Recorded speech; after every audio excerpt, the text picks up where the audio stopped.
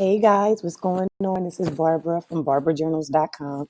And I wanted to do this video. I would say quick, but I'm not sure if it's going to be quick.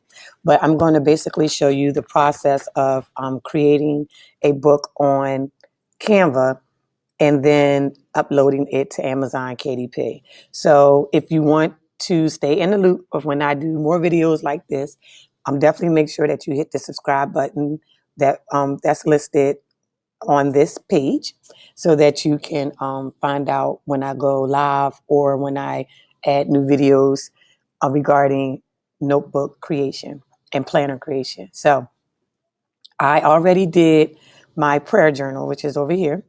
Let me see, right here. So I already did my prayer journal. I listed it on Amazon, I think probably on last week. So I think like maybe Friday or Saturday. I can't really remember. And I just got an email this morning telling me that the book has been approved. So it is officially on Amazon. I will probably do a video on and let you guys know how that's going. But this is the journal that I did. Real basic.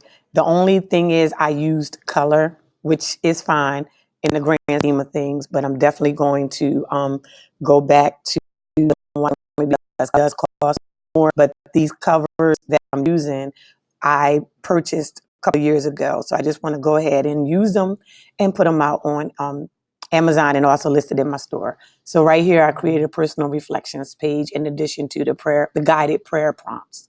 So now I am going to show you guys how to create or how I plan on creating my sermon notes. So I have prayer journal. Let me go down. I think it's prayer journal and sermon notes, if I'm not mistaken. Yep, sermon notes and gratitude. And I already have templates that I made years ago, but I'm just going to go ahead and update the templates that I have. So let's go. Here is the sermon notes.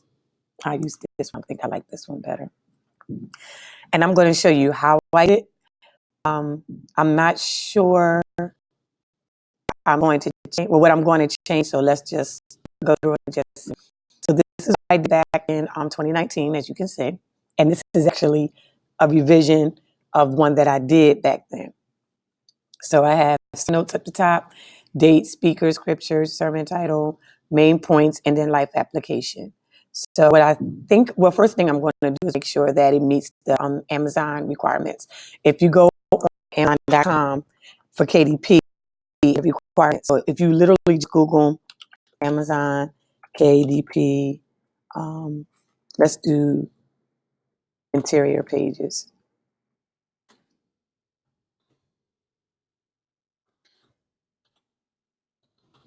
Now we have them to do interior pages first. And the reason why I'm going through it like this, even though I already know, I just want you guys to be able to know where to go. So click on guidelines, guidelines. Okay, so here you will see what their guidelines are. And if you scroll down, and I'm going to focus on part by part. So we'll get back to the cover. Right now, I want to do the pages. Right here, it tells you, it goes through all the different sizes that they offer. And it also tells you, where is it? The page, this, if I'm not, this is the maximum page count. Where did I want to go though? That's not, let me see, let me go down. Here we go. Margins and alignment. So this tells you the maximum page count based on the size. And then down here, it shows you the page count. So I usually stick around 120, maybe 150. So I know it says the inside gutter margin. So that's where the spine of the book is, 0.375 and at least 0.25 on the outside margins if there's no bleed meaning that you don't plan on going all the way to the edge of the page. And then this is with bleed. With bleed means if you plan on going all the way to the edge of the page. So I'm going to do, I usually do 0.5 just to be on the safe side, which is not that much different than 0.375. So I'm going to make the inside 0.5 and then everything else 0.25. So then I'm going to go back here. And an easy way that I do it, you do this yourself, it's not difficult. if you go right here and drag this in, make it 0.5.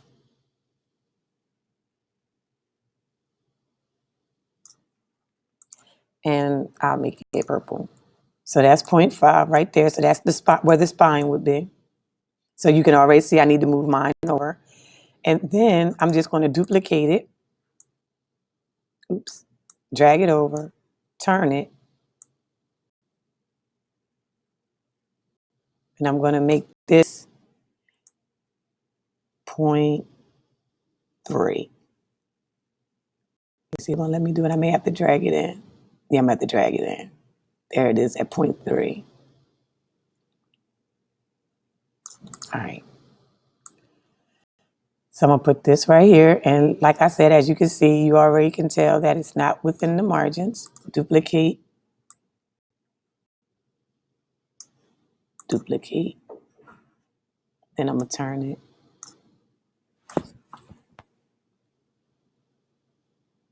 There we go. All right.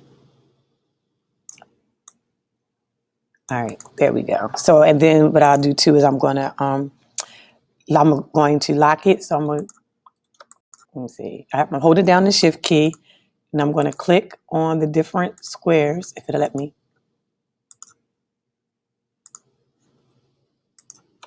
And I'm going to group them together. So that way, when I move it down to the next one, I could just move it straight down. All right, there we go. All right, then I'm going to go ahead and push it to the back. So that way I can click on my designs. So as you can see, it's already what I created goes a little bit past the margin. So we're going to fix that. But first I want to change this to a font that I purchased. If I'm not mistaken, I think I purchased it from, might have been Creative Fabrica, if I'm not mistaken. I purchased from a couple of different places like Creative Fabrica, Creative Market, but I'm pretty sure this one is Creative Fabrica. And I'll put a link below where you can go and check them out. I am also an affiliate for them. So, and there will be affiliate links under this video. So I do get a percentage if you decide to purchase it. It's no additional cost to you. But I just want to make you aware because legally I have to. Sorry about that. So I'm going to change this to Benedict. And again, like I said, I really can't remember which fonts come with Canva and which do not. Also want to let you know that I am a certified Canva creative, which means a lot of the features I have may be new features that they're rolling out. And because I am a certified creative, I get to test it out first.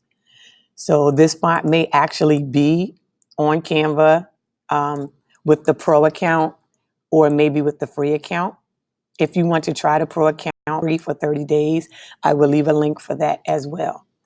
So I have sermon notes and I don't have the option that dark. So I'm going to go ahead and make this a group.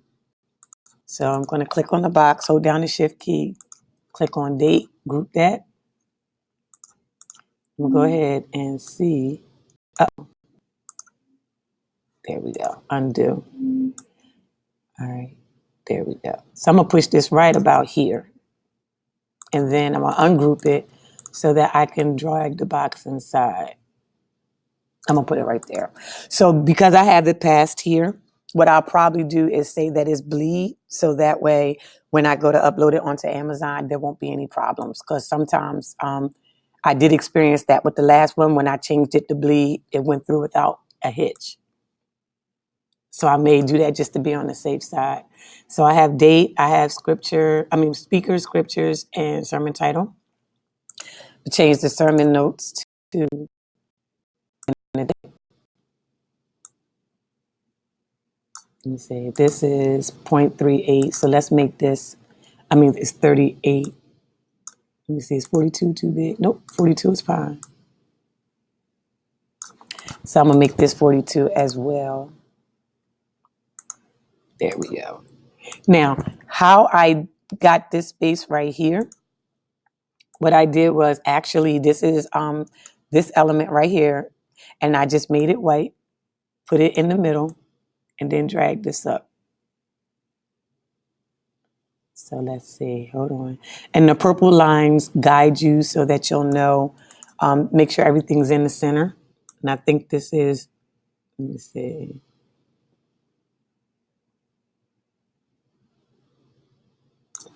Let me see something. All right. So another thing I use too, like I have this ruler feature that's a Google Chrome extension, and I use that too just to make sure that everything is like lined up in the center. So a lot of times what I'll do is I'll click on this. Where is it at?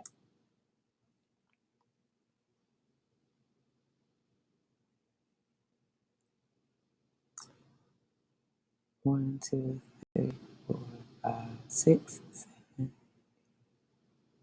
11. And I count to make sure that it's in the right, like I'm in the right area. So, all right. So I'm gonna turn that off. And I think all I did was go to Google Chrome extensions and typed in ruler, and that popped up, and I added it's the grid ruler. So now I got to fix my box. So first thing I'm gonna do, because I already grouped this together, I'm gonna go ahead and drag this in. Oh, I didn't group it. Uh-oh, wait a minute. Oh, these are individual lines. All right, I want to group that to make this easier. So I'm gonna move some stuff so that way I don't have to click on the lines individually. Bring this back. And because I have this square, I'm gonna drag this in. I'm just gonna exaggerate it for right now. And then I'm gonna drag this back in. Let me see. Okay, and the purple lines are showing me that it's even. Let me see. Okay, that's even with that. And I'm gonna put this right above it, so right about there. So these are my lines that I made.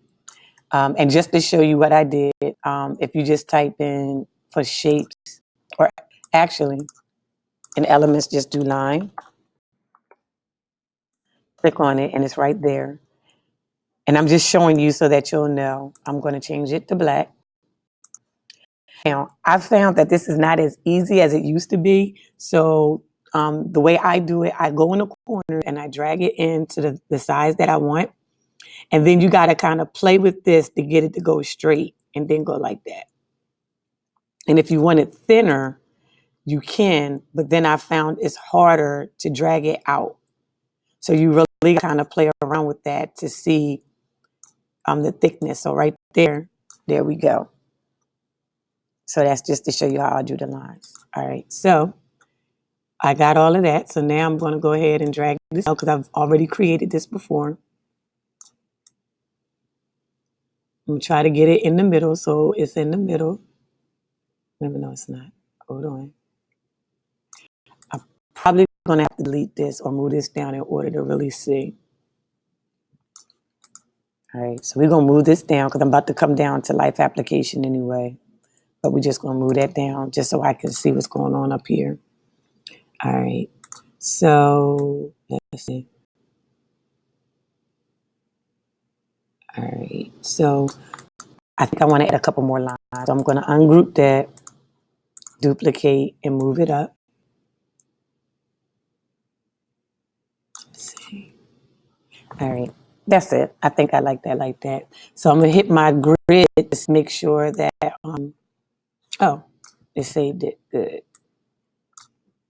So I'm going to just make sure that it's even. That's how it is. Perfect. So what I'll probably do is leave this up so that way when I go to the next page, it's already there so I know how to even it out. So I'm going to come down here. And for life application, all I'm going to do is change the font. So we're going, oops, not duplicate, sorry. We're going to position this to the back. Change the font to Benedict. And I think the up top was 38, maybe 42. So I'm going to make it 42. So that's all cohesive.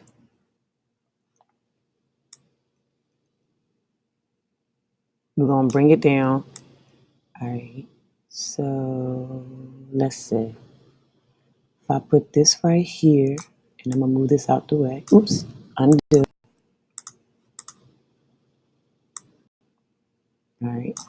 So I think this is in the middle. Yep. Now see the dotted purple line? That means that this box is in the center of where the rest of my design is, not necessarily in the center of the page. Now when I move it, let's see if it'll do it for me. The solid one, which I can't get it to do. Usually the solid one means it's, nope. Okay. Right there, see how it's going straight down? It's solid, but for some reason with this design, it's not. That means it's in the center of the page. But when it's like this, that means it's in the center of the design. And my design, remember, is not really in the center because I got these margins right here. So I'm going to keep that there. Click on this. And I'm going to move this right here, which means I have to adjust this because I wanted that in the middle. And we're going to adjust this. Oh, sorry, hold on. Not that one. I'll adjust the white square.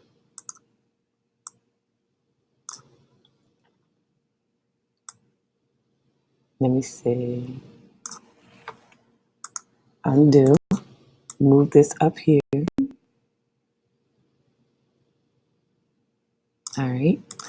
And see how my white square is like really big? I want to fix that. Let me see if I can find it. There it is. So I want to bring that in a little bit.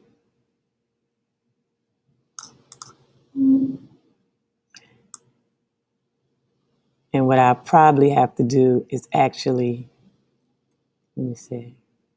Let's put this right here for now. Well, no. I'm going to make this a little bit wider.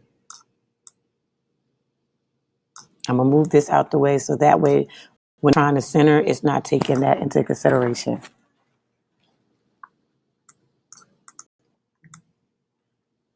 All right.